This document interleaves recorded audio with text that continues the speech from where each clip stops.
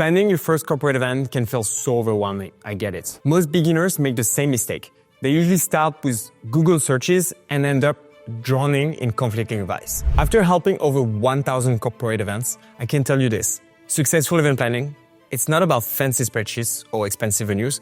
It's about making the right steps in the right order. I'm Thomas Mazelan, CEO of TeamArt, and in the next 10 minutes, I'll show you 3 proven ways to plan like a pro, why most beginners overpay for venues, the exact frameworks professionals use to make decisions, and finally, the hidden traps that catch even experienced planners. At this point, we've helped more than 700 companies like Reddit, PwC, or Netflix plan successful events. And today, I'm going to share our exact process on how we do it. Before we dive in, make sure to hit the subscribe button above. Every week, we share new insights on planning corporate events. Plus, today, I'll be dropping our complete event planning checklist in the description below. Now, let me bust the biggest myth about corporate event planning. Most people think you need years of experience to plan a great event. The truth is, you just need to understand 3 key decisions that makes for 80% of your event success. Let's start with the first one. Something most first-time planners completely overlook. The first major point is getting started with local knowledge. Let me show something that might surprise you. The biggest mistake first-time planners make isn't about budgets or timeline.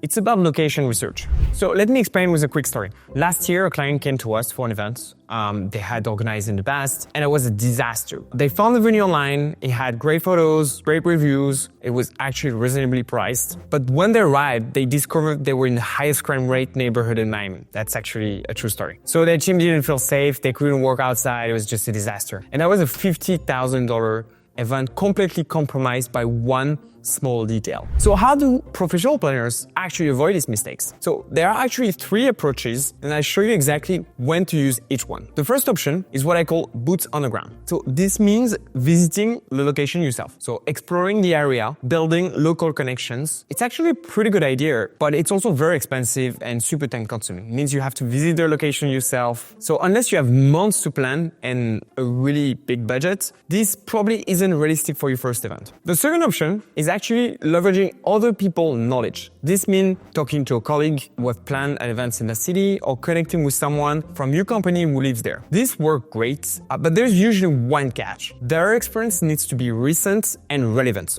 A friend who visited Miami for vacation can't really tell you how to plan an event there. So this brings us to the third option, which is what most successful planners actually do. They use specialized platforms or services that already have this vetted local knowledge. This is like having a local expert in every city without the cost of hiring one. So let me show you how this works in practice. So when planning an event in San Diego, you don't need to know which venues are good. You just need to know which areas are easily accessible from the airport, which neighborhoods have a great walking stores with shops and restaurants, which venues actually understand corporate events and have meeting space with natural lights. And most importantly, which local vendors are reliable. Once you know how to get great local knowledge to pick the right spots, you made a huge step forward.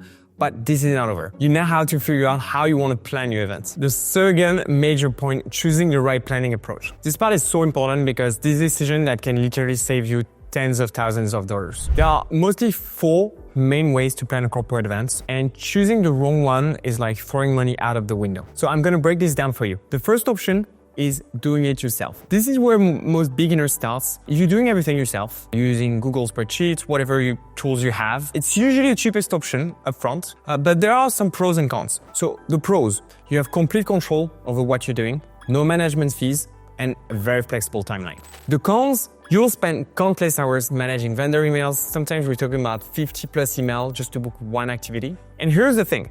You're going to make beginners' mistakes on anything, transportation, venues, and one wrong mistake can cost you more than hiring a professional in the first place. We've seen that so many times. One wrong decision on AV can cost up to $50,000, $60,000. The second option is traditional DMCs. Destination management companies or DMCs are the old school option. They've been around probably since the 80s, and the pricing reflects that. Most DMCs charge between $25,000 to $55,000 just for the management fee, and that's before you pay anything like venues or activities. Even if they are expensive, you're still dealing sometimes with very outdated system like old school product management tool or spreadsheets or Outlook calendars. So this is kind of something to consider when working with a DMC. The third option is working with local planners. This is a great one, but there's a catch. With local planners, every time you're in a new city, you need to start the search all over again. There is no continuity, no standardized pricing, and there's no way to verify the track record.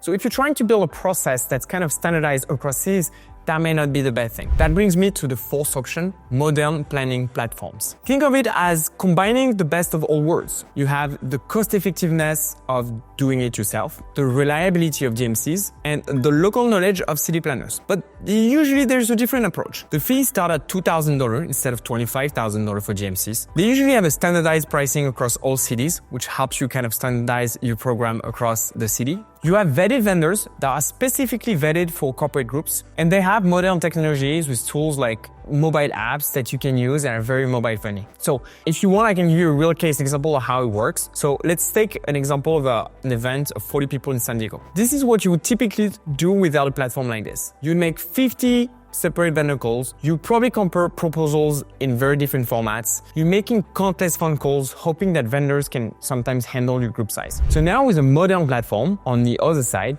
you have pre-vetted options that fit exactly your group size. You have a standardized proposal. You can actually compare apple to apple. I love that. And you have reviews from other corporate groups. Okay, now you know how to select the right planning approach for your event. You are making a lot of progress already. You're already better than 80% of people planning events. But let me give you the final tip to plan event like a pro. The secret is how you vet vendors properly. The key here is to evaluate vendors without getting burned. After helping 700 companies like Reddit, PwC, or Netflix plan successful events, we've developed a framework that takes the guesswork out of vendor selection. So we call this framework the 4S framework. And it's what separates good events from disasters. So 4S stands for safety, scale, standardization, and social proof. Let's break down each one. First, safety. When you're responsible for a 40 people group, safety isn't just a checkbox. There are a couple of things you definitely want to check. Don't book a venue in a hurricane zone during the hurricane season.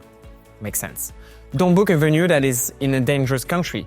So forget Salvador, some part of Mexico, Colombia, or Brazil. Don't book an activity that is high risk of injury. It may sound fun to bring your team skiing, but not so fun when 2 team members are coming back in crutches. Second, scale. Scale is very important, and this is usually where online platforms are showing their limits. An activity that looks perfect on TripAdvisor or Airbnb might actually be a disaster for a group of 40.